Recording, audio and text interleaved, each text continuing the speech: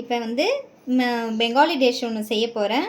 அது பேர் வந்து மேங்கோ சந்தேஷ் ரோல். அது எப்படி செய்யுதுன்னு பார்க்கலாம்.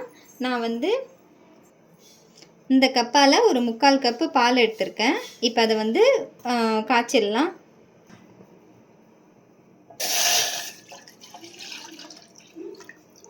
தண்ணி எதுவும் சேர்க்கக்கூடாது. பால் வந்து ரொம்ப கொதிக்கணும்னு அவசியம் இல்லை, ரொம்ப சுண்ட காய்ச்ச வேணாம். லேசாக ஒரு கொதி வந்தோடனே அடுத்தது என்ன செய்யுதுன்னு பார்க்கலாம். பால் நல்லா காஞ்சிடுச்சு. அடுத்தது வினிகர் கூட நீங்கள் சேர்த்துக்கலாம். நான் வந்து கொஞ்சம் ஒரு 4-5 சொட்டுக்கு லெமன் ஜூஸ் எடுத்து வச்சுருக்கேன், அதை இப்போ சேர்த்துக்கிறேன். ஏன்னா பால் வந்து நம்ம திரிய வச்சிடணும். லெமன் சேர்த்துட்டு நல்லா மிக்ஸ் பண்ணிடலாம். வினிகரும் நம்ம ஆட் பண்ணிக்கலாம். நான் வந்து லெமன் ஜூஸ் சேர்த்துக்கிறேன். இது நல்லா திரிஞ்சு வரட்டும். இப்போ பாருங்கள், நல்லா ரெடி ஆயிடுச்சு. நம்ம பன்னீர் செய்வோம் இல்லையா, அதே டைப் தான். இப்போ இதை வந்து நம்ம வடிகட்டிடலாம். நான் அந்த மாதிரி ஒரு ஒயிட் கிளாத் எடுத்திருக்கேன். ஒரு கிண்ணத்தில் வந்து இந்த மாதிரி ஒரு வெள்ளை துணி வச்சுக்கோங்க. இதை நல்லா வடிகட்டி எடுத்துடலாம்.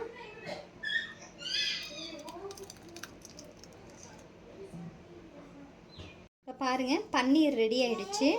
இப்போ இதை நல்லா உதிர்த்து விட்டுக்கலாம்.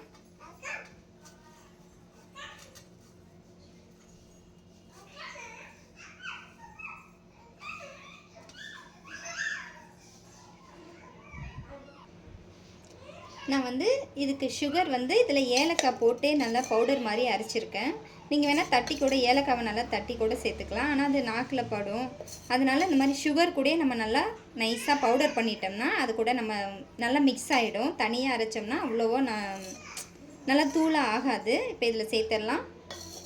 ஸ்வீட்டு வந்து உங்களுக்கு இப்போது சில பேர் அதிகமாக சாப்பிடுவாங்க, சில பேர் ஸ்வீட் கம்மியாக சாப்பிடுவாங்க. அதுக்கு தகுந்தபடி பார்த்து சேர்த்துக்கோங்க. சுகர், அடுத்தது கலர் பவுடர் சேர்த்துக்கிறேன். ஒரு பிஞ்சு தான் சேர்த்துக்கிறேன். இது எல்லாத்தையும் நல்லா மிக்ஸ் பண்ணிடலாம்.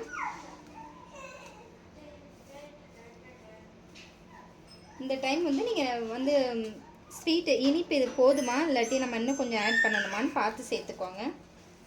இதை வந்து நல்லா பிசைஞ்சு விட்டுறணும். ஏன்னா இது வந்து திரியாக இருக்குது இல்லையா, நல்ல மாவு மாதிரி நல்ல பேஸ்ட் மாதிரி ஆக்கிடணும். இப்போ நம்ம ரெடி பண்ணி பால் வந்து நம்ம ரெடி பண்ணி வச்சோம் இல்லையா, அது நல்லா ரெடி ஆகிடுச்சு. இந்த மாதிரி இருக்கணும். தண்ணியை கொஞ்சம் நல்லா லூஸாக இருந்துச்சுன்னா இது வந்து நம்ம இப்போ இந்த செய்கிற டிஷ்ஷுக்கு வந்து நல்லா இருக்காது. இந்த மாதிரி கெட்டியாக இந்த மாதிரி சப்பாத்தி மாவு திட்டத்தில் இருக்கணும். இது இப்போ உரமாக வச்சிடலாம்.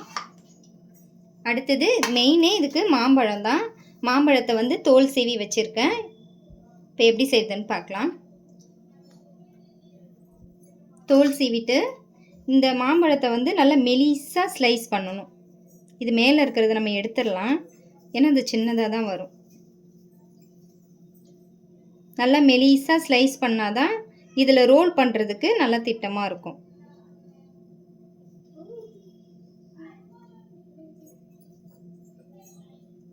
மேலே இருக்கிறதுலாம் ரொம்ப சின்னதாக வரும். அதனால் அதை நான் ஸ்லைஸ் பண்ணி எடுத்துட்டு இந்த மாதிரி நம்ம எடுத்துக்கணும். இது எல்லாத்தையும் பண்ணிவிட்டு காமிக்கிறேன். இப்போ மாம்பழத்தை கட் பண்ணிவிட்டேன்.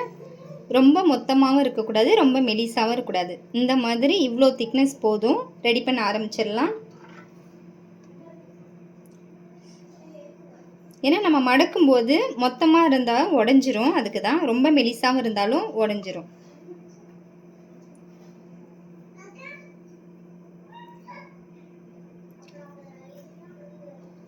ரொம்ப அதிகமாக எடுக்காதீங்க. இப்போ மாம்பழம்லாம் ரெடி ஆயிடுச்சு. எப்படி செய்யுதுன்னு பார்க்கலாம். நம்ம இப்போ மிக்ஸ் பண்ணி வச்ச பன்னீரை வந்து இதை எடுத்துக்கலாம்.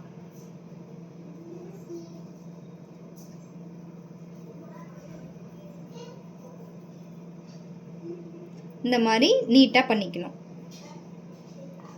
இதை வந்து மாம்பழ ஸ்லைஸில் வந்து நடுவில் வைக்கணும். இந்த மாதிரி பண்ணி இதை வந்து இப்படி வச்சிடணும்.